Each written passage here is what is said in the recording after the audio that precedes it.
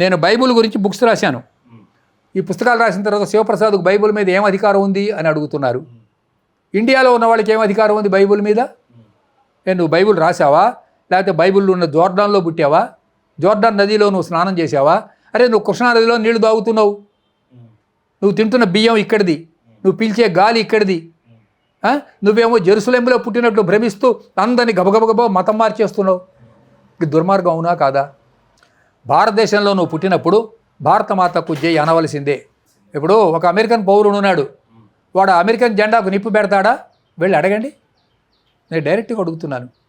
ఒక అమెరికన్ పౌరుడు వాళ్ళు అమెరికన్ జెండాకు నిప్పు పెడతాడా? కానీ భారతదేశంలో ఎన్ని చోట్ల ఇండియన్ నేషనల్ ఫ్లాగ్స్ నిప్పు పెట్టారు వీళ్ళు. ఇది సహించవచ్చునా? నేను ఇంకో ప్రశ్న అడుగుతున్నాను. I want to become a prime minister of Italy, are they accepting? ఒకవేళ సిటిజన్షిప్ తీసుకున్నా ఇండియన్ ఆరిజిన్ కాబట్టి ఇతను పనికిరాడు. But unfortunately Indian people are accepting an Italian as their leader. Contradiction చూడండి. అందరికీ తెలుసు సార్, వింటున్న వాళ్ళకి నేను ఎవరి గురించి చెప్తున్నానో. ఇటలీ నుంచి వచ్చిన వాళ్ళను మన దేశస్తులు నెత్తి మీద పెట్టుకొని ఊరేగిస్తున్నారు. కానీ నేను ఇటలీకి వెళ్తే నన్ను వాళ్ళు ఒక నాయకుడుగానో ఒక సాహితీవేత్తగానో గౌరవిస్తారా? Are they going to give the equal respect which we are giving to an Italian in India? ఇదే 1000 ఏళ్ల బానిస చరిత్ర. We have accepted as our leader a man who comes from a foreign country. అంటే విదేశం నుంచి వచ్చినటువంటి, సమర్ఖండ్ నుంచి వచ్చినటువంటి ఒక బాబర్ను మనం యాక్సెప్ట్ చేసాం లీడర్ కింద. అక్బర్ను leader, Akbar the great accept చేసాం.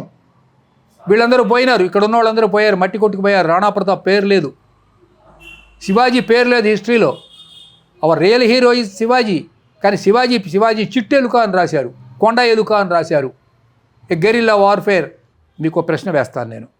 అల్లూరి సీతారామరాజు, ఆయన భీమవరంలో పుట్టాడు, గోదావరి జిల్లాకు చెందినవాడు. ఆయన చంపింది ఎవరు? Rutherford. Who is this Rutherford? Is ఆయన ప్రొటెస్టెంట్ క్రిస్టియన్. అవునండి. రూదర్ఫర్డ్ చేతిలో అల్లూరి సీతారామరాజు చనిపోయాడు. ఈ విషయం గోదావరి జిల్లాలో ఉన్న వాళ్ళందరికీ తెలుసు. మరి సిగ్గు లేకుండా మీరు ఎందుకు మతం మారుతున్నారు ఇవాళ? Why you are changing your religion? I'm asking a direct question. మీ మహానాయకుడు అల్లూరి సీతారామరాజుని నిలబెట్టి రూదర్ఫర్డ్ కాల్చి చంపాడా, చంపలేదా? చంపాడు. అయితే మరి ఎందుకు మళ్ళీ మీరు ఆ రూదర్ఫర్డ్ యొక్క మతాన్ని స్వీకరిస్తున్నారు? అంటే సీతారామరాజు పనికి మాలిన వాడు, అతను అవమానిస్తారా? అతను చేసిన ప్రాణత్యాగం అంతా మట్టిలో కలిసిపోయినట్లేనా? The same question I'm asking here. ఇక్కడ ఎంతమంది స్వాతంత్ర సమరయోధులు బలిదానం చేశారు తెలంగాణలో. అయినా సరే అదంతా మర్చిపోయారు, చరిత్ర మర్చిపోయారు. చరిత్ర నుంచి వీళ్ళు పౌరుషం పొందటం లేదు. కాబట్టి దీన్ని జాగృతం చేయవలసినటువంటి బాధ్యత ఏదైతే ఉన్నదో అది కవుల మీద ఉన్నది. కవులు కనుక చెప్పితే మిగతా వాళ్ళు చెప్పిన దానికన్నా అందంగా చెప్తారు. కాబట్టి అది కవుల యొక్క హృదయంలోకి బాగా సూటిగా వెళ్ళగలుగుతుందని నేను భావిస్తూ, నేను కవితను అనగా కళాన్ని, నా గళాన్ని, లేఖిని ఒక సాధనంగా స్వీకరించుకొని అక్షరయాత్ర చేస్తున్నాను. మహేందర్ గారు, మా చిన్నతనంలో ఒక పాట ఉండేదండి. ఆ పాట ఏంటంటే మంగళహారతి. మనం ఇవాళ వెంకటేశ్వర స్వామి పట్టం పెట్టి మంగళహారతి పాట పాడతాం. 1940 నాటి మాట చెప్తున్నాను, ఇది అబద్ధం కాదు సోదరులారా, వినండి. మంగళమనరే దివ్య మంగళమనరే పంచఖండముల నేలిన పంచమజార్జికి శుభమని మంగళమనరే. ఇది మంగళహారతి పాట. హూ ఇస్ దిస్ పంచమజార్జి? George the 5th, the king of Britain.